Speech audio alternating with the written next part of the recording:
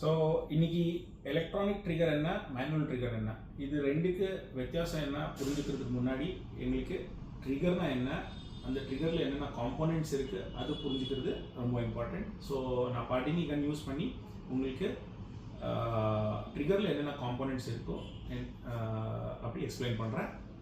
So let's start. இப்போ ட்ரிகரில் என்னென்ன components இருக்குது நாங்கள் பார்க்கலாம். ஒன்று வந்து ட்ரிகர், இது ட்ரிகர் பிளேட், ஸோ இது கனெக்டட் யூனிட், ஸோ இது ட்ரிகர். அதுக்கப்புறம் இது வந்து லேட்ச், இதுக்கு மேலே இருக்கிறது வந்து கேட்ச், ஸோ இந்த பீஸ் வந்து கேட்ச், இது கீழே இருக்கிறது லேட்ச். ஸோ நான் ட்ரிகர் லோட் பண்ணப்போ இங்கே பார்க்கலாம், இந்த கேட்ச் வந்து லேட்சுக்கு மேலே எட்ஜில் உட்காரும். அதோட இன்னொன்று வேலை செய்யும் கேட்ச், அது என்னென்னா உள்ளே இருக்கிற ஹேமர் பின்னை தடுத்தி நிற்கும். So it will hold back the hammer pin. அது ஸ்ப்ரிங் டென்ஷனோட அது பிடிச்சி வச்சுருக்கும். இப்போ நான் இதை க்ளோஸ் பண்ணால் கேட்ச் லிவர் அப்படியே கேட்ச் ஆகிருக்கு லேட்ச் லிவர் மேலே உட்காந்து. இப்போ நான் இந்த மூமெண்ட் பண்ணால், ட்ரிகர் மூமெண்ட் பண்ணால், அந்த ஃபர்ஸ்ட் மூமெண்ட்டில் ஃபயர் ஆகலை. இது வந்து ஃபர்ஸ்ட் ஸ்டேஜ் ட்ரிகர்னு சொல்லுவோம். இந்த ஃபர்ஸ்ட் ஸ்டேஜ் ட்ரிகர் வந்து இந்த ஸ்ப்ரிங் டென்ஷனோட நாங்கள் இன்க்ரீஸ் ஆர் டிக்ரீஸ் பண்ணிக்கலாம் வெயிட்டு. ஸோ அதுதான் ட்ரிகர் வெயிட்னு சொல்லுவோம். பின்னாடி இருக்கிற ஸ்ப்ரிங் வந்து அது செகண்ட் ஸ்டேஜ் ட்ரிகரோட வெயிட், விச் இஸ் அது வந்து லேட்சுக்கு கனெக்ட் ஆகிருக்கிற ஸ்ப்ரிங்கு. அது நாங்கள் டைட்டு லூஸ் பண்ணால் செகண்ட் ஸ்டேஜ் வெயிட் மாறும். ஸோ இப்போ நான் ட்ரிகர் பண்ணால் நீங்கள் பார்க்கலாம், அந்த கேட்ச் லிவர் வந்து லேட்சில் இருந்து ஸ்லிப் ஆகி ஹேமர் பின்னை விட்டுரும். அது விட்ட உடனே அந்த ஸ்ப்ரிங் டென்ஷனில் இருக்கிற ஹேமர் பின் போய் ஸ்ட்ரைக் பண்ணுறது வந்து ரெகுலேட்டர் பின்னை, அது வந்து ஏர் ரிலீஸ் பண்ணும் பெல்லட் வெளில போடுறதுக்கு. ஸோ இது ஃபர்ஸ்ட் ஸ்டேஜ். இப்போ செகண்ட் ஸ்டேஜ் பார்க்கலாம். ஸோ இந்த மூமெண்ட்டில் ஏர் கம்ப்ளீட்டாக ரிலீஸ் ஆகிடும். என்கிட்ட இப்போது LP500 இருக்குது வெப்பன். இதில் நீங்கள் லேட்ச், அப்புறம் கேட்ச், அப்புறம் ஹேமர் மூணுமே கிளியராக பார்க்கலாம். ஸோ நான் லோட் பண்ணப்போ லேட்ச் வந்து கேட்சை பிடிக்கும், அப்புறம் கேட்ச் வந்து ஹேமர் பிடிச்சிருச்சு. ஸோ இப்போ நான் க்ளோஸ் பண்ணால் அது மூவ் ஆகுது. ஸோ நான் கன் ட்ரிகர் இழுத்தா லேட்ச் வந்து கேட்சை ரிலீஸ் பண்ணும், கேட்ச் வந்து ஹேமரை ரிலீஸ் பண்ணும், அப்போது ஃபயர் ஆகும் gun. So you can clearly see. இப்போது நான் ஃபர்ஸ்ட் ஸ்டேஜ், இது வந்து ஃபர்ஸ்ட் ஸ்டேஜ். செகண்ட் ஸ்டேஜ் இப்போ பாருங்கள், டச் ஆனால் உடனே அது ரிலீஸ் ஆகிடும். ஸோ திஸ் இஸ் இது இப்படி தான் இந்த ஹோல் ட்ரிகர் யூனிட் வேலை செய்கிறது. இப்போ நீங்கள் பார்க்கலாம், என்கிட்ட மொரணி 162 EI எலக்ட்ரானிக் வெப்பன் இருக்குது. இதில் நீங்கள் பார்த்தா ஹவுசிங் டிஃப்ரெண்ட்டாக இருக்கும், அப்புறம் இதில் லேட்ச் லிவர் இல்லை. ஸோ இப்போ நான் லோட் பண்ணால் கன் காக் ஆகிடுச்சு, ஆனால் லேட்ச் லிவர் இல்லாமல் என்ன ஆச்சுன்னா இந்த கேட்ச் லிவர் வந்து ஹேமர் பின்னை பிடிச்சிருச்சு. ஸோ ஆனால் இப்போ இந்த ஹேமர் பின் ரிலீஸ் பண்ணுறது எப்படி, இப்போது இந்த ஸ்க்ரூ ட்ரைவர் யூஸ் பண்ணி காட்டுறேன். இந்த லேட்ச் லிவர் மேலே நான் ப்ரெஷர் போட்டால் லேஸாக கன் ஃபயர் ஆகிடுச்சு.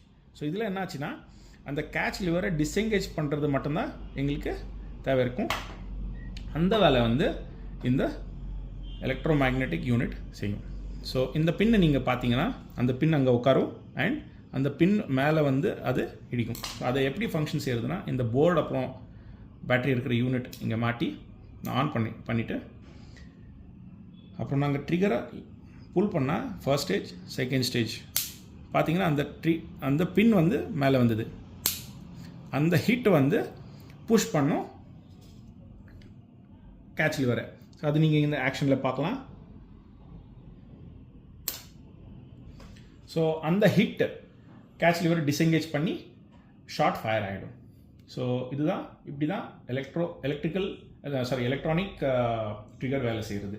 ஸோ அப்படி நாங்கள் பார்த்தோம் எப்படி மேனுவல் கன்னில் லேட்ச் லிவர் வந்து கேட்ச் லிவரை பிடிச்சி, அப்புறம் கேட்ச் லிவர் வந்து ஹேமர் பின்னு பிடிக்கும், அதுக்கப்புறம் ட்ரிகர் பண்ணால் எப்படி ரிலீஸ் ஆகும்னு. இப்போது அந்த வேலை வந்து எலக்ட்ரானிக்கில் வந்து இந்த எலக்ட்ரோ மேக்னெட்டிக் யூனிட் செய்கிறது. ஸோ இங்கே பார்த்தீங்கன்னா இதுக்கு பவர் சோர்ஸ் தேவை இருக்கும் இந்த வேலை செய்கிறதுக்கு. ஸோ அது வந்து இங்கே AAA பேட்டரி, இந்த மொரினி யூனிட்டில் வந்து ஒரு 2 AAA பேட்டரி இருக்கும். ஆனால் அதே நீங்கள் ஸ்டேரில் பார்த்தீங்கன்னா யூனிட் வந்து கொஞ்சம் சிறுசாக இருக்குது. ஆனால் அதோட வந்து பேட்டரி வந்து ரிப்ளேசபிள் பேட்டரியில், இது வந்து ரீசார்ஜபிள் பேட்டரி, இது மேலேயே மாட்டிருக்கு. ஸோ இது சார்ஜ் பண்ணி யூஸ் பண்ணலாம், இது ரிப்ளேஸ் பண்ணோம். வால்தரில் என்ன ஸ்பெஷாலிட்டினா இந்த கம்ப்ளீட் யூனிட் மெக்கானிக்கல் யூனிட்டை எடுத்து எலக்ட்ரானிக் யூனிட்டாக மாற்றலாம்.